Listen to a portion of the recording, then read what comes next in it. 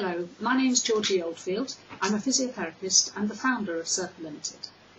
Now, if you've come across this video, you probably already know that I specialise in chronic pain, but based on the concept that the majority of chronic pain is actually emotionally induced, or stress-induced, due to the psychosocial factors in our lives. What people often don't recognise is just how much of our perceived stress is not what's actually just happening in our lives, but how we respond to that. In fact, it's recognised that probably 90% of our perceived stress is due to how we respond to what's happening in our lives. And that's all due to our habitual thinking patterns, our personality traits, our learned behaviours. So this is what this series of videos is all about. It's looking at our unhealthy habitual thought patterns and how we might be able to change those, start making a difference. Now, habits, just whether it's smoking, whether it's drinking, whether it's the way we talk to ourselves, maybe we're very overly analytical or self-critical, a perfectionist, all these are habitual behaviours that are developed through repetition, often in early childhood, but it can be later on as well if it's through a lot of repetition.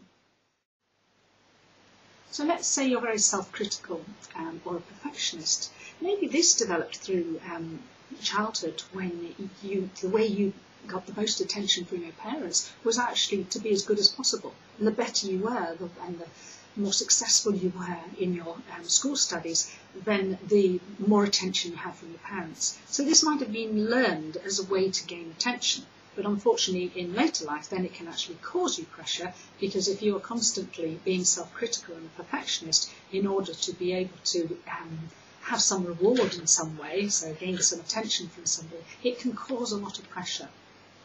So what we're looking at now is, I'm going to encourage you in this video to just identify which personality traits, which sort of thought patterns are actually creating stress for you. Okay, just have a think of it. You can't change anything until you actually know what's going on.